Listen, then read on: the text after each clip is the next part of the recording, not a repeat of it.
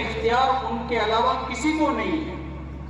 تو برطانوی حکومت نے قاضیوں کی تقرری کو روک دیا اور قاضی صرف نکاح پڑھانے کے لیے رہ گئے۔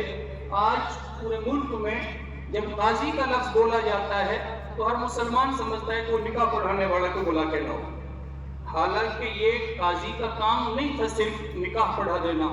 قاضی کا مقام اسلامی مملکت میں ایسا ہوتا ہے جیسے آج جج کا ہوتا ہے، وہ پورے اسلام کی نظام کی سب سے مضبوط کڑی اور جان ہوتی ہے۔ جیسے آج عدالتیں ہیں، ملک کا پردھان منتری بھی عدالتوں کے تابع ہے۔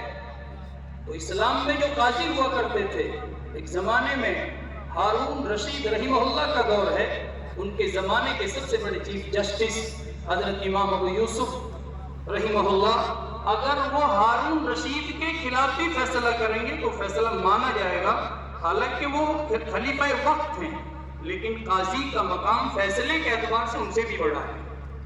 لیکن قاضیوں کی یہ بدحالی برطانیہ حکومت نے کی۔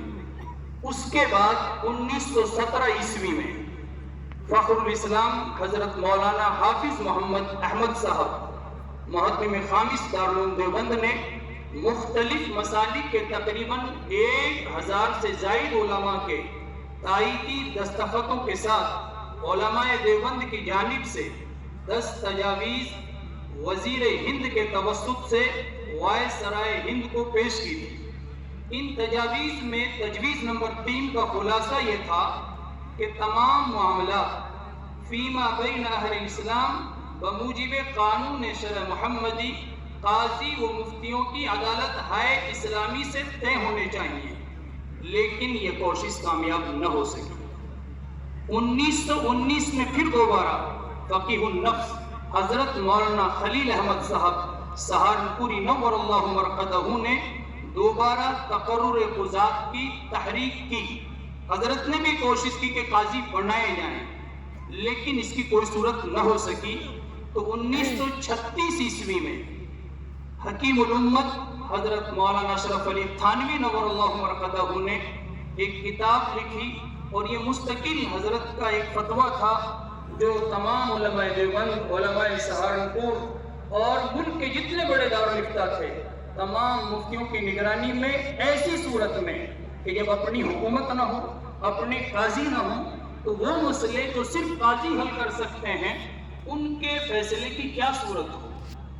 اس کے لیے حضرت نے جو کتاب لکھی الحیلۃ الناجزہ للحلیلۃ العاجزہ، حضرت مولانا اشرف علی تھانوی وہ قابل محتاج تعارف نہیں ہے، بہت بڑی شخصیت ہے ہندوستان کی، اللہ نے بہت بڑا کام لیا اور بڑے بڑے کام کیے، لیکن حضرت فرماتے ہیں کہ جتنا تعب اور دقت مجھے اس کتاب کے لکھنے میں ہوئی، زندگی میں کسی کام میں نہ ہو سکی۔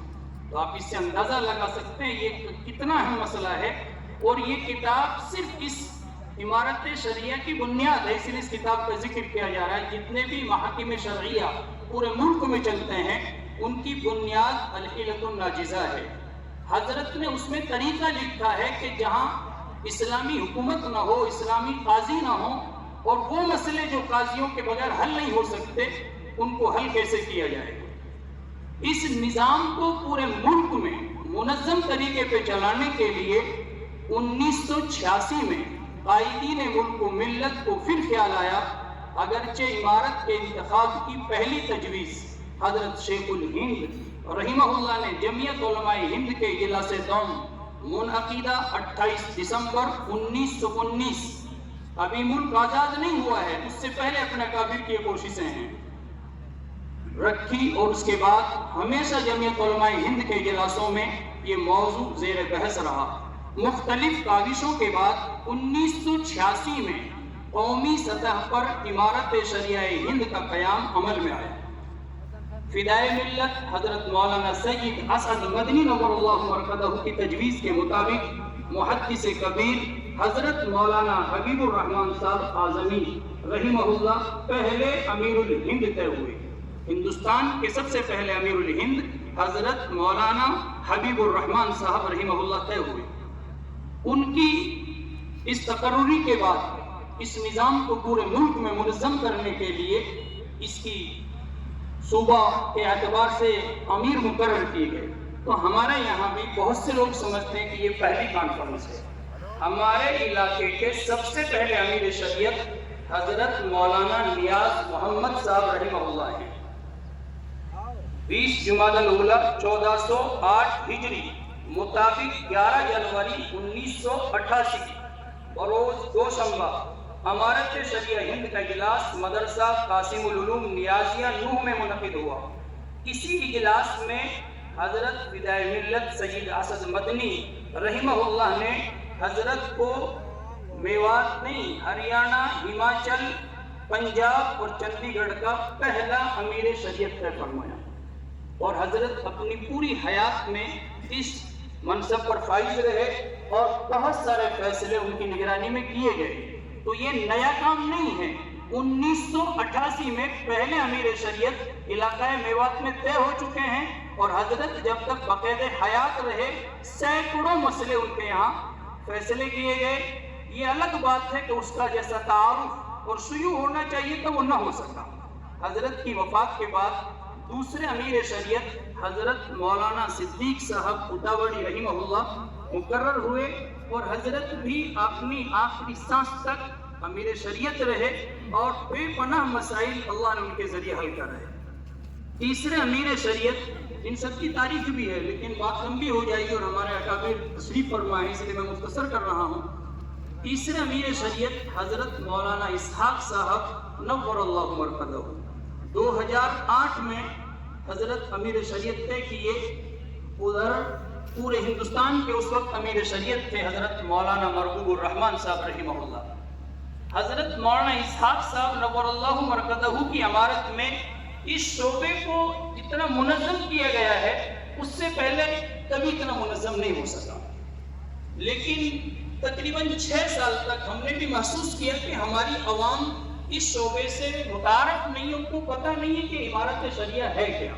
اس لیے اس کا پہلا اجلاس حضرت مولانا شیر محمد صاحب امین دامت برکاتہ العالیہ ان کے قائم کردہ مدرسہ ابی بن کعب رضی اللہ تعالیٰ عنہ میں قائم کیا گیا، اور اس کے بعد علاقے میں جو یہ پیغام گیا اور لوگوں نے اس کو سمجھا، اتنی درخواستیں موصول ہوئی کہ جو پچھلے 6 سالوں میں ہوئی تھی 1 مہینے میں اتنی درخواستیں آئی ہمارے پاس۔ اب آپ سمجھیے کہ یہ امارت شریعہ کا جو پلیٹ فارم ہے، اس کے ساتھ مختلف شعبے کام کرتے ہیں۔ ان میں ایک شعبہ ہے محکمہ شرعیہ۔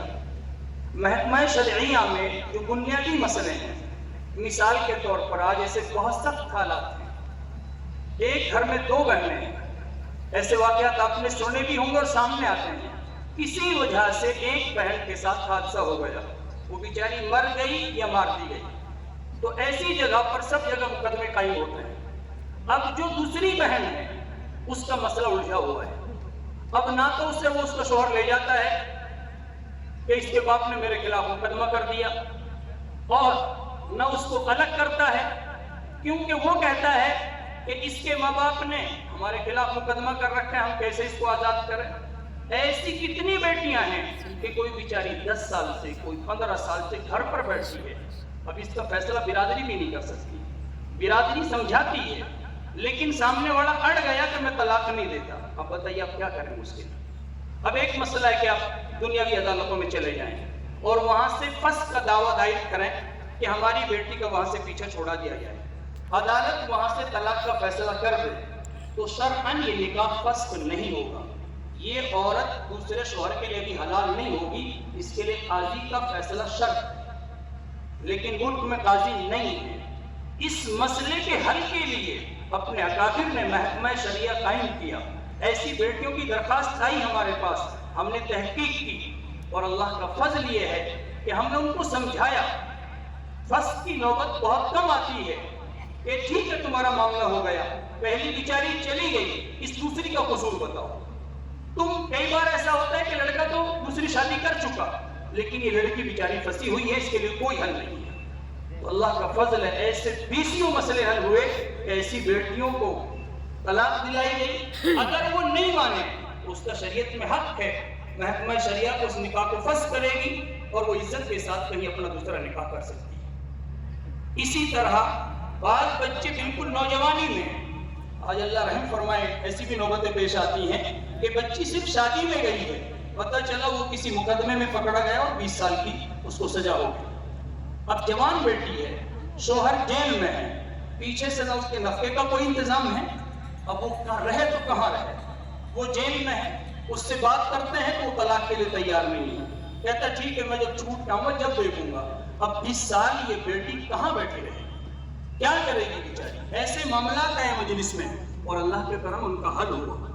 بعض کو کوئی عارضہ پیش آ جاتا، بھی ایک معاملہ آیا، حیرت ہوتی ہے، پچھلے 4 سال سے وہ لڑکی صرف شادی میں گئی ہے بیچاری، شادی کے بعد شوہر کا ایکسیڈنٹ ہو گیا اور وہ بیچارہ قومے میں، اس کو مجلس میں لایا گیا کہ ہماری اس جمعرات سے گزشتہ جمعرات کو مجلس کی تھی جس میں ہم یہ مسئلے سنتے ہیں اور فیصلہ کرتے ہیں سارے ساتھی، تو وہاں پر اس لڑکے کی حالت دیکھی، اس کا باپ بھی تھا، ہم نے کہا تم بتاؤ یہ بچی اس کے ساتھ کیسے رہے، تو اس نے کہا جی مجھے بھی سمجھ میں آتا ہے کہ یہ لڑکی میرا بیٹا اس کا حق ادا نہیں کر سکتا، تو میں کہ اللہ کے بندے پھر آپ اس کا مسئلہ حل کیجئے، تو وہ کہتا ہے کہ جی ان کے میرے ذمے 7 لاکھ روپے ہیں۔ 7 لاکھ کس چیز کے ہیں؟ اب اس نے کبھی اپنے سمدھی کو کاروبار کے لیے دیے ہیں، اب یہ سمدھیوں کی لڑائی ہے اور بیچاری لڑکی کا سارا نقصان ہو رہا ہے جس کی 4 سال